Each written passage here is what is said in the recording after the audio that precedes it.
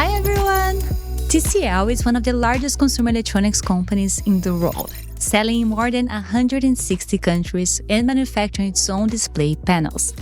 In North America, the brand has been on a mission to match that global scale with cultural relevance, moving from being known for value to being recognized for innovation and quality every price point. Cole Moir is the Vice President of Brand and Digital Marketing at TCL North America. He's built partnerships with NFL, Call of Duty, and the International Olympic Committee, launched a direct-to-consumer channel, and put measurement at the center of everything to connect culture to commercial results. This is a conversation about what it really takes to make a challenger brand punch above its weight. Here's Paula Macaggi, and this is episode 115 of my show. Welcome to Off Bounds. Cole, welcome to our studio here in New York. Welcome to Off Bounds. Thank you so much. It's beautiful. Yeah, you're matching, you're looking beautiful here with our setting. Great jacket. Perfect. I was trying. Well, I'm so happy you agreed coming to talk to us. I'm very excited to tell your story. First, let's talk about TCL. I'm sure many people that listen to us know what TCL is, but for those that are not sure, how would you describe it? TCL is technology consumers love. It's really brilliant technology that integrates into everyday lives and really helps solve consumer problems. Are we talking about TVs only, or? We're talking about TVs, phones, tablets, air conditioners, mini fridges, and much, much more to come. Amazing. And you have an extensive career in electronics, but even before in agencies. So you were at Samsung and Motorola before. What made you get to TCL? The idea of a challenge was very exciting to me. You know, at Samsung, we're always really focused on not becoming number two. And the idea of being at an organization that was focused on becoming number one was really exciting. So there's big opportunities for the way that the technology could connect with consumers, and I took it. Amazing. I feel like there's this itch for the challenge, right? For being creative and trying new things. Exactly. Yeah. So it's less than protective. It's more, how are we going to beat number one? Yes. Amazing.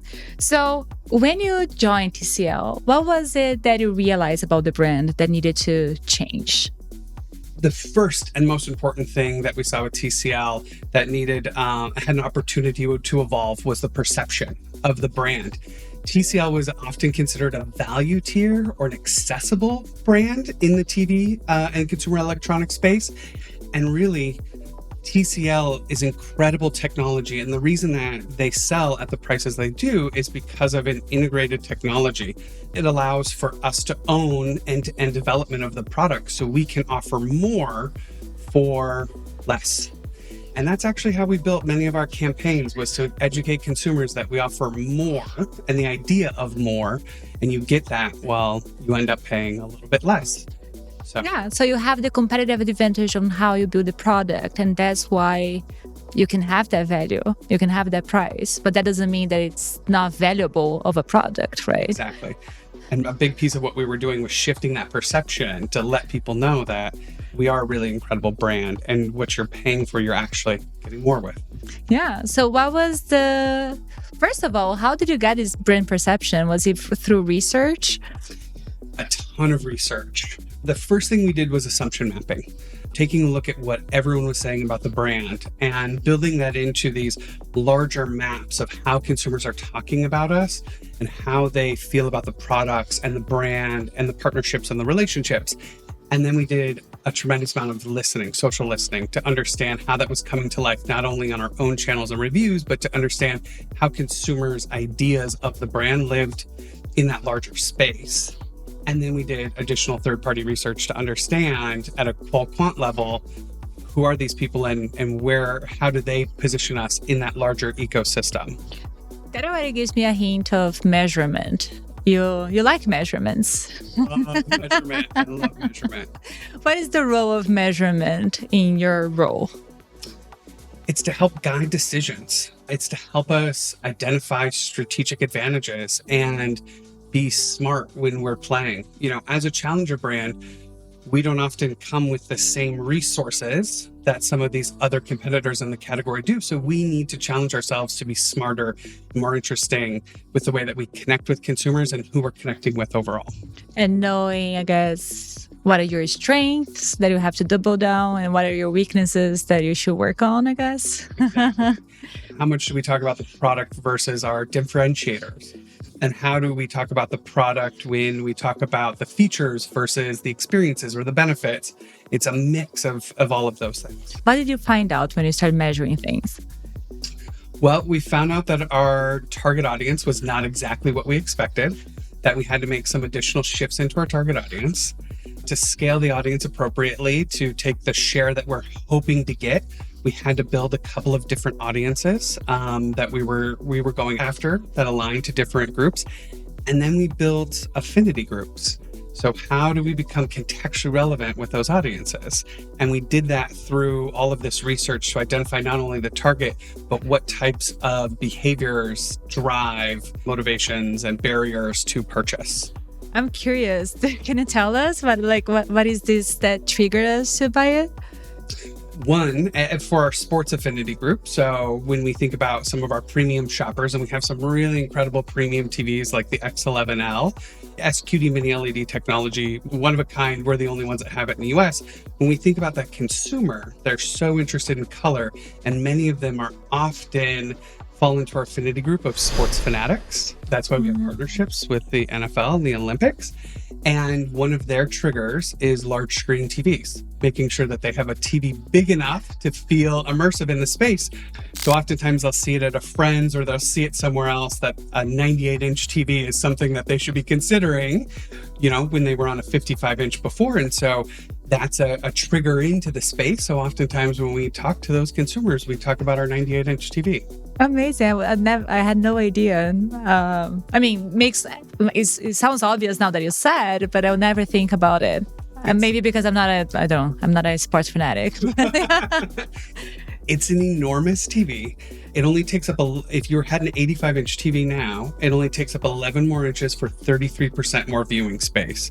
So if you think about watching movies or even, the Olympics on it, you really feel immersed in that kind of television. It's exciting. Amazing. Yeah, maybe I should consider that for my next home. Yes. In New York, I just need to find an apartment that fits it. Yeah. 1% of apartments in New York, but yeah. Yeah. Who knows?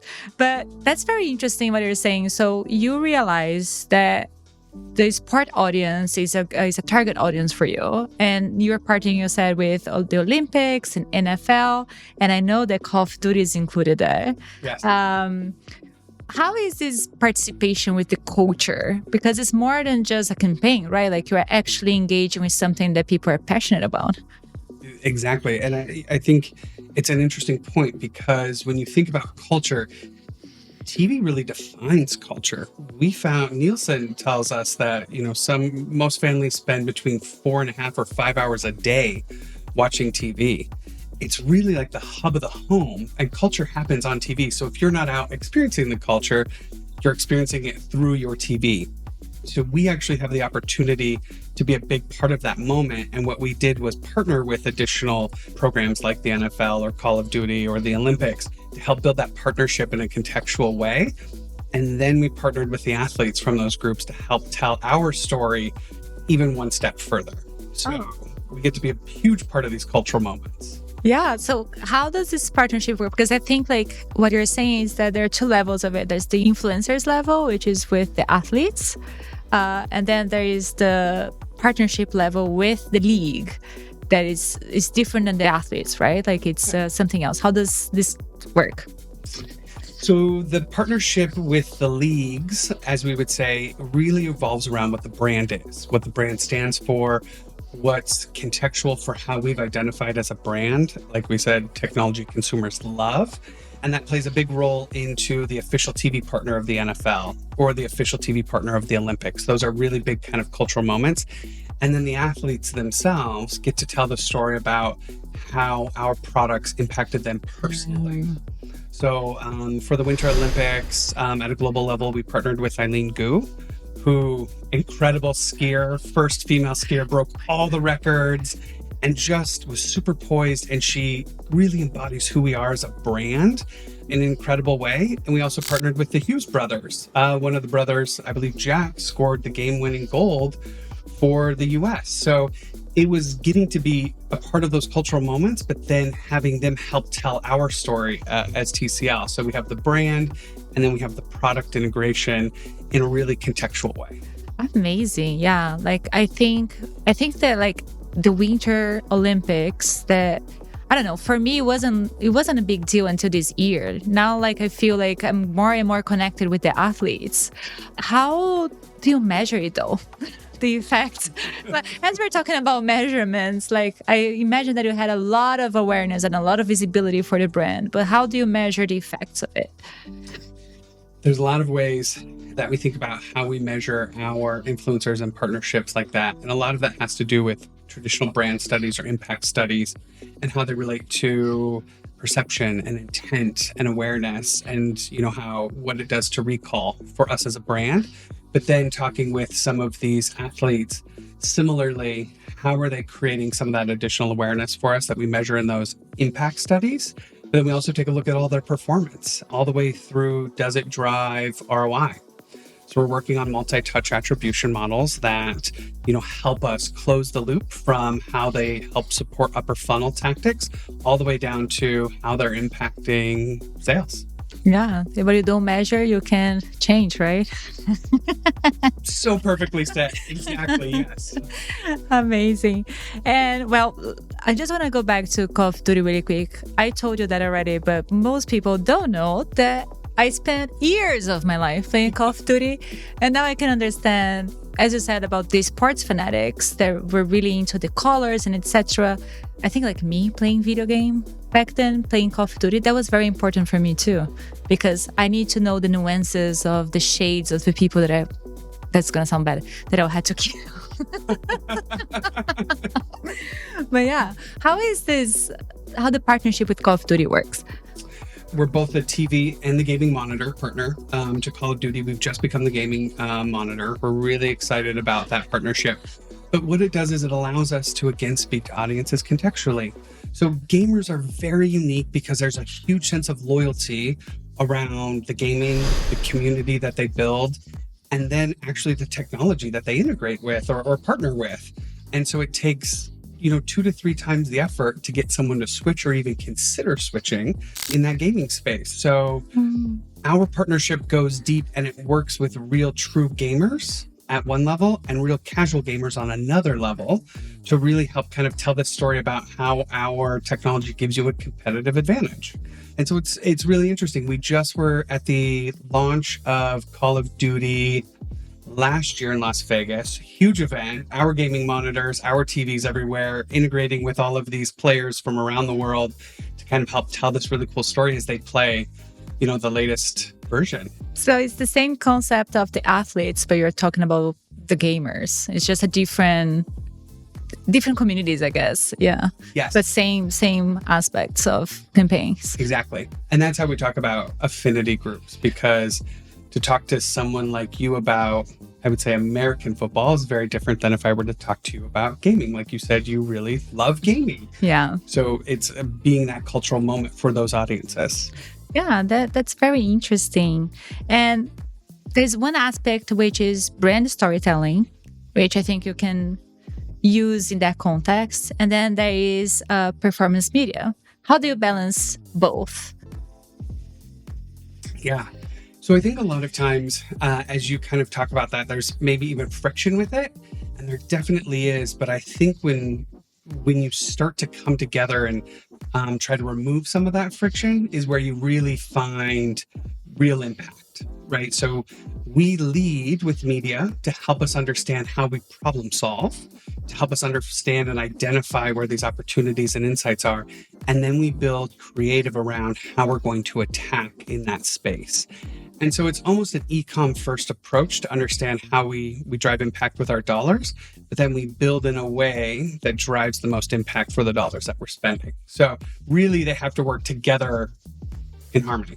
Yeah, but I think like that's the challenge, right? To find like the balance that you have to, and I don't think there's a recipe. Yeah. Yes, it's a lot of communication, a lot of partnership, because I think everyone wants to be on first to kind of lead part of the projects. And what we said was, hey, we understand everyone wants to, but where are we going to drive the most impact? And let's start there. And that's how we did it with media. And then it was making the media dollars work. And I think that's what gives us a little bit of a competitive advantage in a sense, because we're not just focused on messaging and then amplifying it. We're focused on how we're going to amplify a bigger, broader message, and then building how it's going to be creative and unique and set ourselves and differentiate ourselves from the category. But just to be clear, what channels do you have? D2C channel? Do you work with wholesale partners? How does that work? Like where people convert? Lots of places. An important channel for us is our retail partners. So Best Buy, Walmart, Amazon, Costco, Target, all of those partnerships. And then we do have a D2C channel, which I launched a couple of years ago. We were just dipping our toe in the D2C space to understand how it works and how we can better with the logistics, the experience for consumers. So there's a lot of opportunities for consumers to purchase. We're even playing on TikTok right now from some of our more handheld devices like tablets and mobiles. And we even have a couple TVs there. Interesting. And how is that working?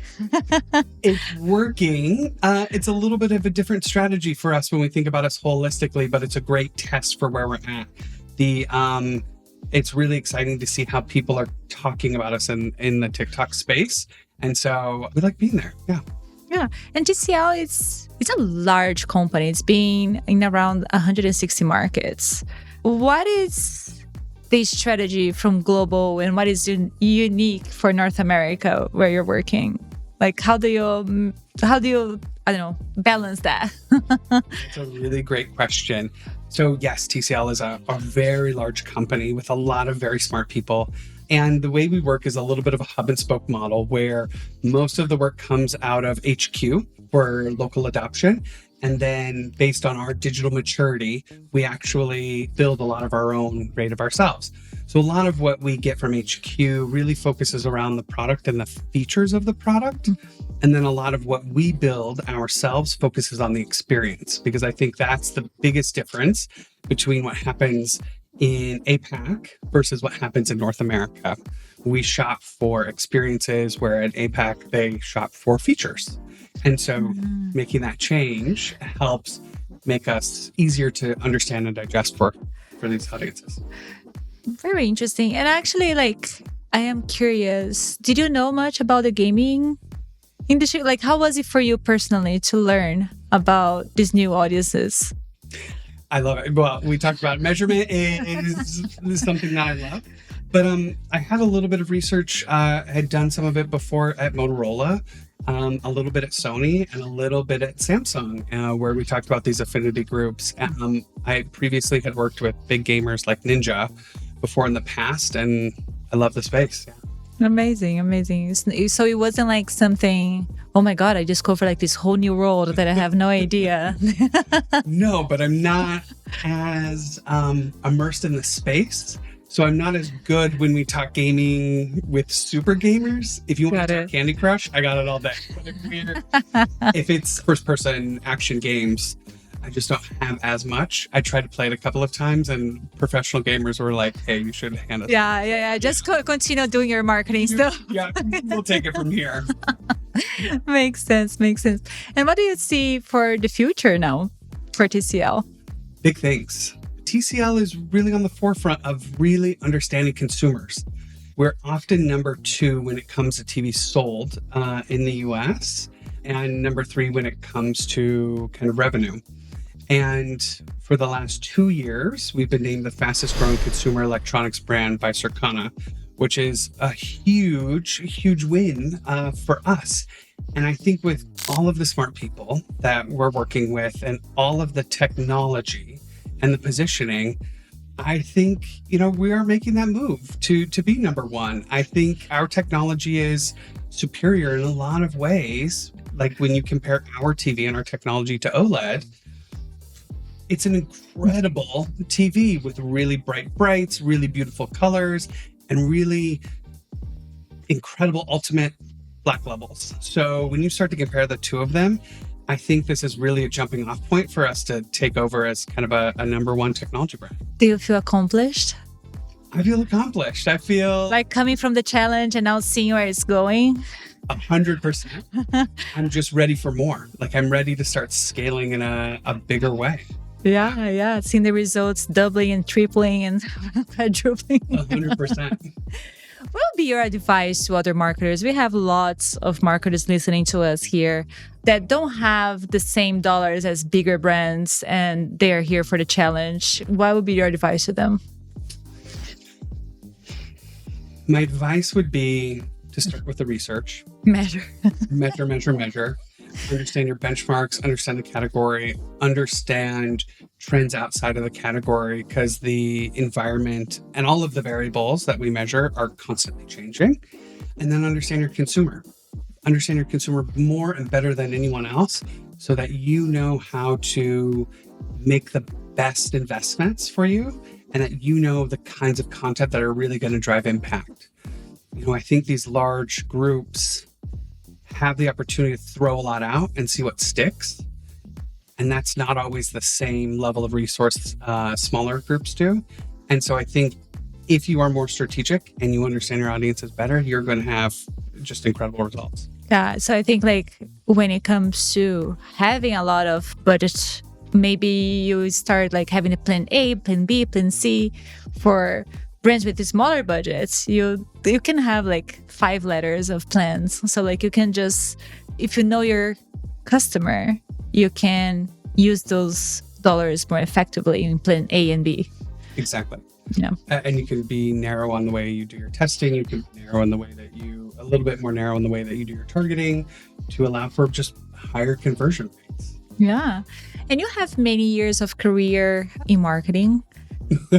Is there just a few? just a few. What would be your advice? Like, what is the advice that you wish you had at the beginning of your career that would have saved you some time? That's a great question. No one has ever asked me that question before. You know, I think it would have been to focus on measurement. I think it was a couple of years into my career where I was really just focusing on the tactics and making sure the tactics were getting out. But it wasn't until I understood what the impact of these tactics could be to the business that I understood the value of the work that I was doing. I think everyone should do a stint in understanding data and performance. I think that's a really valuable way to go, but I also think that ties into where AI is in the community right now. I'm just taking some new AI classes at the moment, and we're doing a lot about data science, data structure, data management, and governance. And I think, that's a direction everyone's headed. And so it's, not only looking at now, but future-proofing where you want to be in the future. I think measurement can be a little bit daunting if you haven't done it before. Like, I say because I'm in the podcast business. My analytics is everything that I have to measure what I should be talking about, right? But also I don't want to know the things I'm bad. I feel, but to your point, you have to find what your strengths are, your weaknesses are, and work on it to succeed. Yeah. I think you said it best. You can't change what you don't measure. And so where you have these blind spots, if you don't know you have them, you can't change them. All right, let's see. Yeah. I'll come back to you with that. I will see what Claude says about my data. Cole, thank you so much for joining me in the studio. Thanks for sharing your thoughts. It's impressive what you've done. I can't wait to see your success, and I hope you can play Call of Duty one day together. Yes, you will no doubt win. But absolutely, I would love to do that. Thank you. Thank you. Yes.